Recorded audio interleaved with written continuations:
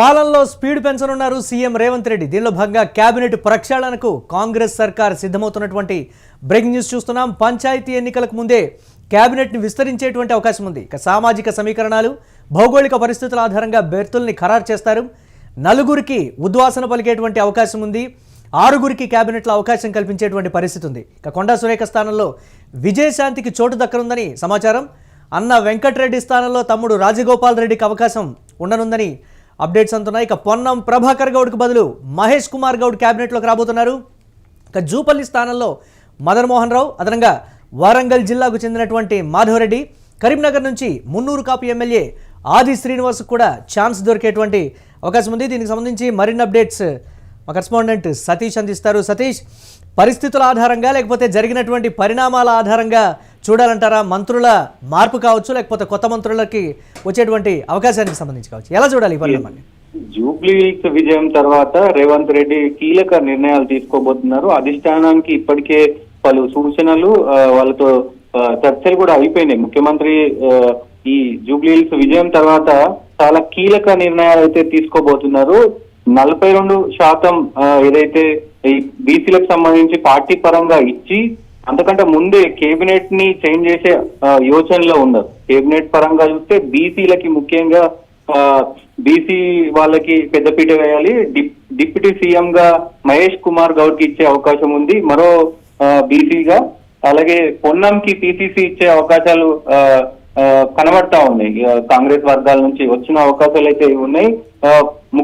ముఖ్యంగా తెలంగాణ మంత్రివర్గంలో కీలక మార్పులు అయితే రాబోతున్నాయి. కొందరు మంత్రుల పనితీరు ఇప్పటికే కొంచెం అటు ఇటుగా ఉండగా, దానికి తోడు వాళ్ళు పనితీరును మార్చుకోకపోతే మంత్రివర్గంలో చేంజెస్ ఉంటాయని కూడా ఇప్పటికే అధిష్టానం చెప్పింది. గతంలో మంత్రి కొండా సురేఖ కావచ్చు, ఇంకొంతమంది అంటే ఒక మంత్రి శాఖలో ఒక మంత్రి వేలు పెట్టడం కావచ్చు, ఇలాంటి అధిష్టానానికి ఫిర్యాదులు అయితే వెళ్ళినాయి. దీనికి తోడు కూడా గతంలో విజయశాంతికి అలాగే కేబినెట్ లోకి తీసుకుంటారని, అలాగే ఏదైతే హోంశాఖ ఇస్తారనేది పెద్ద చర్చనీయాంశమైంది. ముఖ్యంగా కొంతమంది మంత్రులకి రిలీఫ్ ఇచ్చి కొంతమందిని తీసుకునే అవకాశాలు అయితే కనబడుతుంది.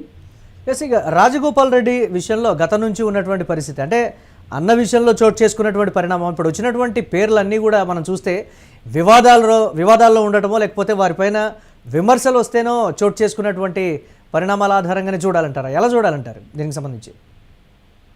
అయితే రాజగోపాల్ రెడ్డి ఇప్పటికే అంటే నల్గొండ జిల్లాకు సంబంధించి ఇటు బీసీ కోటాలో ఆది శ్రీనివాస్ ఉన్నారు, అలాగే బీర్ల ఐలయ్య ఉన్నారు. సో ముఖ్యంగా మరి ఒకవేళ నల్గొండ జిల్లా నుంచి బీర్ల ఐలయ్యకి ఇస్తే రాజగోపాల్ రెడ్డికి మరి దక్కుతుందా లేదా అనేది పదవి చర్చనీయాంశంగా మారింది. ఎందుకంటే నల్గొండ నుంచి ఇప్పటికే కోమటిరెడ్డి వెంకటరెడ్డి ఉన్నారు, ఉత్తమ్ కుమార్ రెడ్డి ఉన్నారు.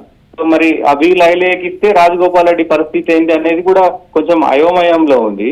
సో ముఖ్యంగా ఈ బెర్తులకు సంబంధించి ఏ నిర్ణయాలు తీసుకోబోతున్నారు? రాజగోపాల్ రెడ్డికి కొంచెం తలనొప్పిగానే మారింది. అంటే ఎవరిని తీసుకోవాలో బీసీలకి పెద్దపీట వేస్తున్నారు కాబట్టి మరి బీసీల వైపు వెళ్తే రాజగోపాల్ రెడ్డికి అన్యాయం జరిగే అవకాశాలే కనబడుతుంది. అంటే వరంగల్ జిల్లాకు సంబంధించి కొండా సురేఖ విషయంలో కుమార్తె చేసినటువంటి ఆరోపణలు కావచ్చు, లేకపోతే సరే వివాదం సద్దుమణిగిపోయింది, నేను క్షమాపణ చెప్పేశానని అనుకుంటున్నటువంటి తరుణంలో చోటు చేసుకున్నటువంటి పరిణామం. వరంగల్ జిల్లాలో కొండా సురేఖ విషయంలో ఒకవేళ కీలక నిర్ణయం తీసుకుంటే పరిణామాలు చాలా తీవ్రంగా ఉంటాయని కేడర్ నుంచి కూడా కొన్ని వార్నింగ్స్ కూడా వచ్చినటువంటి సిచ్యువేషన్ ఉంది కదా. మనం ఈ పరిస్థితిని కాంగ్రెస్ ఎలా హ్యాండిల్ చేయబోతుందంటారు?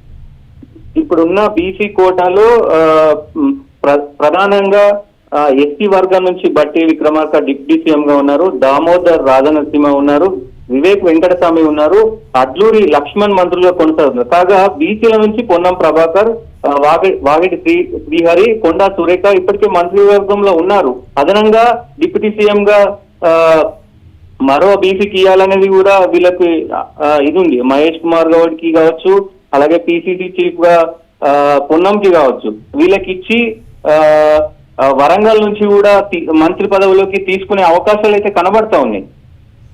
ప్రతి ఒక్కరూ కూడా right, thanks for updates Satish. ప్రతి ఒక్కరూ కూడా వివాదంలో చిక్కుకున్నటువంటి వారో, లేకపోతే విమర్శలు వచ్చినటువంటి వ్యక్తుల స్థానచలనమే జరుగుతోంది, కానీ దీనికి సంబంధించి వేరే విధంగా ఏమీ లేదనేటువంటి మాట. బట్ కాంగ్రెస్ పార్టీలో ఎప్పుడు ఏం జరుగుతుందో కూడా చెప్పలేనటువంటి పరిస్థితి. కానీ ఉన్నటువంటి వారందరూ కూడా ముఖ్యమంత్రికి రేవంత్ రెడ్డికి అగైనెస్ట్గా మాట్లాడిన వాళ్ళు కానీ, లేకపోతే ఏదైనా అంశాల విషయంలో ముఖ్యమంత్రితో విభేదించినటువంటి వారికే మంత్రి పదవుల స్థానచలనం అనేది జరుగుతుందనేటువంటి కొన్ని విమర్శలు అయితే ఉన్నాయి. చూద్దాం కాంగ్రెస్ పార్టీలో ఈ పరిణామం అనేది ఎటువైపు దారితీస్తుందో.